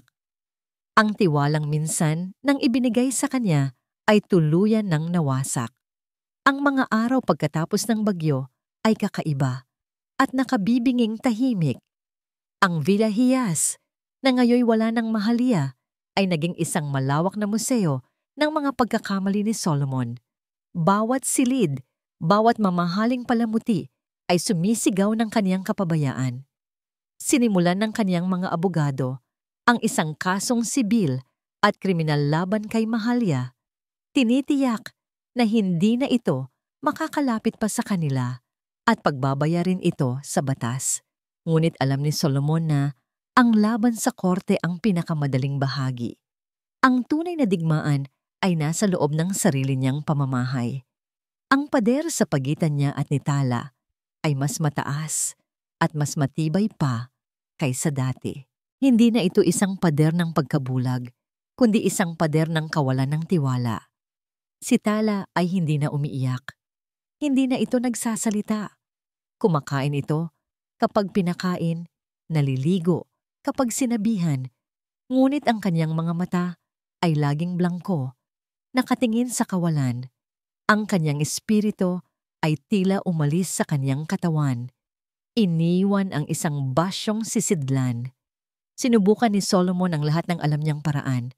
Binilhan niya ito ng mga bagong laruan, mga bagong damit, mga pinakabagong gadget. Ngunit ang mga regalo ay nananatiling hindi nabubuksan sa isang sulok ng silid. Kinakausap niya ito, kinukwentuhan tungkol sa kaniyang araw. Ngunit ang kaniyang mga salita ay tumatama lang sa isang pader ng katahimikan. Isang gabi, sa sobrang desperasyon, naupo siya sa labas ng nakasaradong pinto ng silid ni Tala. Hindi siya kumatok, hindi siya nagsalita. Naupo lang siya doon, sa malamig na sahig, sa loob ng maraming oras. Ginawa niya ito para lang ipaalam sa bata na naroon siya, na hindi na siya aalis. Ngunit ang pinto ay nanatiling nakasara. Sa gitna ng kanyang kawalan ng pag-asa, isang pangalan ang pumasok sa kanyang isipan.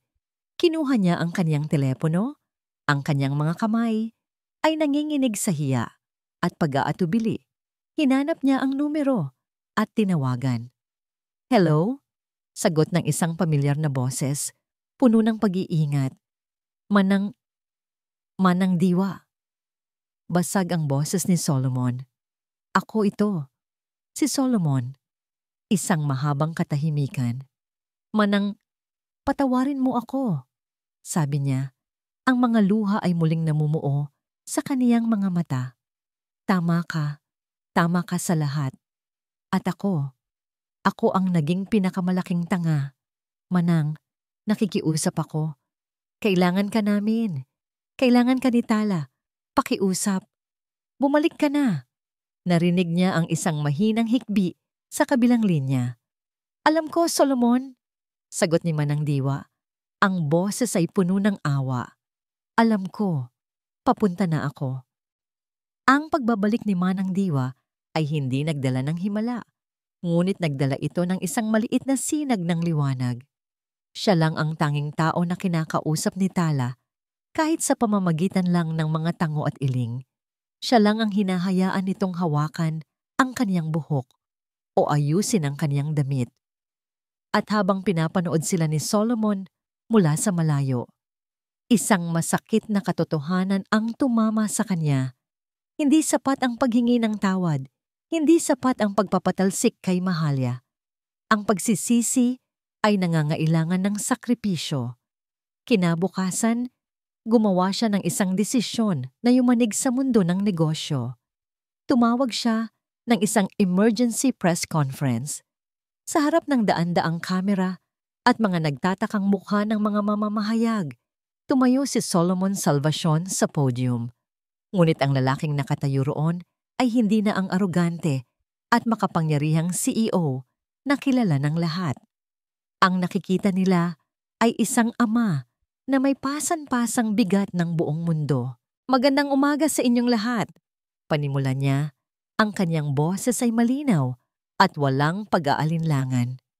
Ipinatawag ko kayo ngayon para ipaalam ang isang mahalagang anunsyo. Sa araw na ito, ako ay formal nang nagbibitiw bilang CEO at Chairman ng Salvation Corporation, epektibo kaagad.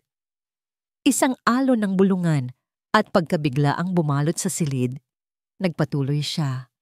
Sa loob ng maraming taon, ibinuhos ko ang aking buhay sa pagpapalago ng kumpanyang ito. Sinakop ko ang mundo ng negosyo, ngunit sa proseso, nabigo ako sa aking pinakamahalagang tungkulin. Nabigo ako bilang isang ama. Tumingin siya ng diretso sa mga kamera na para bang kinakausap niya ang buong mundo. Ang kayamanan ay walang kwenta kung ang pamilya mo ay nawawasak. Ang tagumpay ay isang kabiguan kung ang iyong anak ay nasasaktan sa ilalim ng sarili mong bubong. Mula sa araw na ito, pagtatapos niya, ang tanging trabaho ko, ang tanging misyon ko, ay ang alagaan ng aking anak. Ibubuhos ko ang bawat segundo ng aking natitirang buhay para subukang itama ang aking mga pagkakamali at ibalik ang tiwalang aking sinira. Pagkatapos ng anunsyo, ang kaniyang mga sumunod na hakbang ay mabilis at desidido. Ipinagbili niya ang kaniyang mga shares sa kumpanya. Ipinagbili niya ang Villa Hias, ang gintong hawla na naging saksi sa kanilang kalbaryo. Ipinagbili niya ang lahat ng kanilang mga mamahaling sasakyan at mga ari-arian. Isang araw, dinala niya si Tala sa isang lugar na hindi pa nito napupuntahan. Isang maliit at simpleng bahay na gawa sa kahoy, sa tabi ng isang payapang lawa, malayo sa ingay at gulo ng syudad. Ang hangin ay sariwa, at ang tanging maririnig ay ang huni ng mga ibon at ang lagaslas ng tubig. Tumayo silang dalawa sa harap ng bahay, nakatingin sa lawa na kumikinang sa ilalim ng sikat ng araw. "Dito muna tayo, anak," mahinang sabi ni Solomon. Ang puso niya ay puno ng kaba at pag-asa. Tumingin siya sa blangkong mukha ni Tala. "Pwede ba, Tala?" Tanong niya. Ang boses ay isang pakiusap. "Pwede ba? Pwede ba tayong magsimula ulit dito?" Sa unang pagkakataon sa loob ng maraming linggo, gumalaw ang mga mata ni Tala. Nag-angat ito ng tingin mula sa lawa at tumingin ng diretso sa mga mata ng kaniyang ama. Walang salitang lumabas sa bibig nito, ngunit sa loob ng mga matang yon, sa gitna ng malawak na karagatan ng sakit, nakita ni Solomon ang isang maliit, nanginginig na kislap, isang kislap ng posibilidad. At para sa kanya, sa mga sandaling iyon ay sapat na. Ang mga unang linggo sa tabi ng lawa ay isang pagsubok sa pasensya at pagtitiis. Ang katahimikan ni Tala ay isang salamin ng malalim na sugat na dala niya. Ngunit ang katahimikan ng lawa ay iba. Hindi ito malamig at mabigat tulad ng katahimikan sa Villa Hias. Dito, ang katahimikan ay may dalang kapayapaan.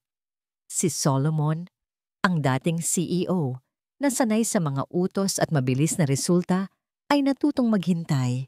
Natuto siyang humanap ng saya sa maliliit na bagay.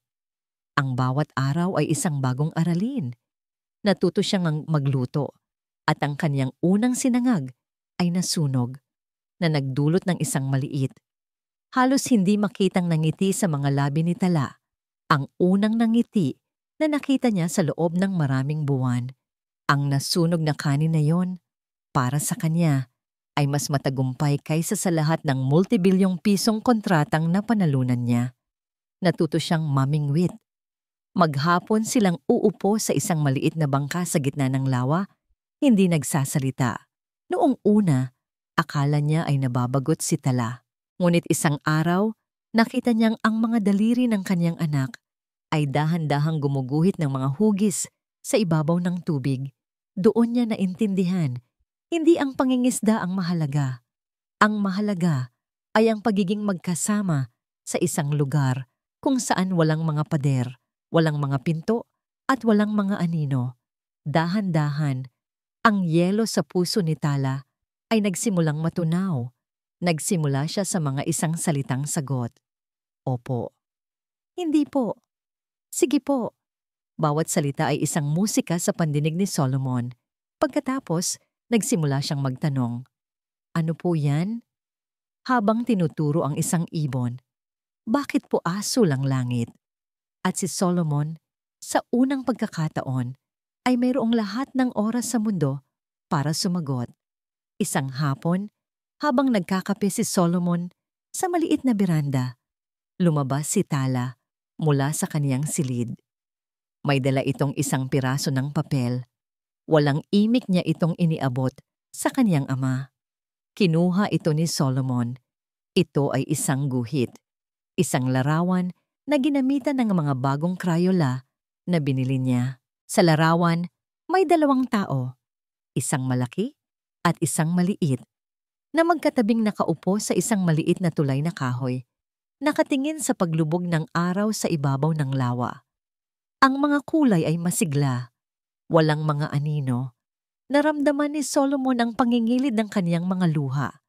Ito ang unang pagkakataon na muling gumuhit si Tala mula nang itapon ni Mahalya ang kaniyang obra sa basurahan. Tumingin siya sa kaniyang anak at sa pagkakataong ito, si Tala ay nakangiti sa kanya, isang tunay, dalisay na ngiti. Para sa'yo, Daddy. Mahina nitong sabi. Ang salitang Daddy ay isang yakap na bumalot sa pagod na puso ni Solomon. Niyakap niya ng mahigpit ang kanyang anak. Salamat, Tala. Salamat, anak ko. Ito ang pinakamagandang regalong natanggap ko sa buong buhay ko. Gamit ang malaking bahagi ng natitira niyang yaman, itinayo ni Solomon ang isang foundation, isang pundasyon na tutulong sa mga batang nakaranas ng pang-aabuso, isang ligtas na kanlungan kung saan sila maaring magsimulang muli. Sa tulong ni Manang Diwa na palaging bumibisita sa kanila tuwing weekend, pinangalanan nila itong Sinag ni Tala Foundation. Sa araw ng paglulunsad ng foundation, naroon silang dalawa. Si Solomon, na hindi na nakasuot ng mamahaling suit, kundi isang simpleng polo shirt, ay nagsalita sa harap ng isang maliit na grupo ng mga tao. Hindi siya nagsalita tungkol sa pera o mga plano. Nagsalita siya tungkol sa kanyang mga pagkakamali, sa sakit, at sa kapangyarihan ng pagpapatawad at pangalawang pagkakataon. Nakatayo sa tabi niya si Tala. Medyo mahiyain pa rin, ngunit hindi natakot. Hinawakan niya ang kamay ng kanyang ama. Nang makita niya ang ibang mga bata na katulad niya, isang ngiti ng pag-unawa at pag-asa ang sumilay sa kanyang mukha. Alam niyang hindi na siya nag-iisa. Ang gabi ay lumalim. Ang araw ng paglulunsad ay naging matagumpay. Pauwi, habang naglalakad sila pabalik sa kanilang maliit na bahay, ang buwan ay maliwanag na sumisikat sa ibabaw ng lawa. Naupo silang dalawa sa dulo ng maliit na tulay na kahoy tulad ng nasa guhit ni Tala. Ang hangin ay malamig, ngunit ang init ng kanilang pagsasama ay sapat na. Matagal silang hindi nagsalita, pinapanood lang ang refleksyon ng mga bituin sa tubig. Ang mga bituin na minsang naging madilim sa buhay ni Tala ay muling nagniningning. Daddy? Basag ni Tala sa katahimikan. Masaya po ba kayo dito? Tanong niya. Hindi niyo po ba namimiss yung malaking bahay, yung trabaho niyo? Tumingin si Solomon sa kanyang anak, na ngayon ay nakasandal na ang ulo sa kanyang balikat. Hinaplos niya ang buhok nito. Anak, sabi niya, Ang boses ay puno ng katiyakan. Ang lahat ng pera at tagumpay sa mundo ay walang kwenta kumpara dito. Ang pagiging kasama mo, ang makita kang ngumiti ulit, ito ang tunay na yaman. Ito ang tunay kong paraiso. Isang luha ng kaligayahan ang pumatak mula sa mga mata ni Solomon. Hindi ito luha ng pagsisisi, kundi luha ng pasasalamat. Hindi na nila maibabalik ang nakaraan, ngunit sa wakas, pagkatapos ng mahabang paglalakbay sa kadiliman, natagpuan nila ang kanilang kanlungan. Isang kanlungan na binuo, hindi ng pera o kapangyarihan, kundi ng pagmamahal na sinubok ng panahon, nasira ng pagkakamali, at muling binuo ng pagpapatawad, sumandal ng mas mahigpit si Tala sa kanyang ama. Sa ilalim ng liwanag ng libo-libong bituin, sa tabi ng payapang lawa, sa wakas, naramdaman nilang pareho na sila ay nakauwi na. At dito nagtatapos ang kwento ni na Solomon at Tala. Mula sa kaibuturan ng aking puso, maraming salamat sa inyong walang sawang pagsubaybay at pagsama sa kanilang naging paglalakbay. Habang isinusulat ko ang bawat kabanata, kasama ninyo akong kinabahan, nasaktan, at nagalit. Kasama ninyo akong umiyak para sa sakit ni Tala at naramdaman ko ang bigat ng pagsisisi ni Solomon. Ang kwentong ito ay hindi lamang isang simpleng salaysay. Ito ay isang piraso ng damdamin na sabay-sabay nating pinagsaluhan. Higit sa lahat, nilikha ang kwentong ito upang ipaalala sa atin na ang tunay na yaman ay hindi ang mga material na bagay na ating nakakamit, kundi ang presensya, pag-unawa at pagmamahal na ibinibigay natin sa mga taong nasa ating paligid. Ito ay isang paalala na ang pagpapatawad, lalo na sa ating sarili, ay isang mahabang paglalakbay, ngunit laging may pag-asa at pagkakataong magsimulang muli, gaano man kadilim ang nakaraan. Ngayon, nais ko namang marinig ang inyong tinig. Ano ang pinakapumukaw sa inyong damdamin? Aling bahagi ng kwento ang hinding-hindi ninyo malilimutan? Ang inyong mga salita at saloobin ay mahalaga, kaya't huwag po kayong mag-atubiling ibahagi ito sa comment section sa ibaba. Hanggang sa ating muling pagkikita sa susunod na kwento.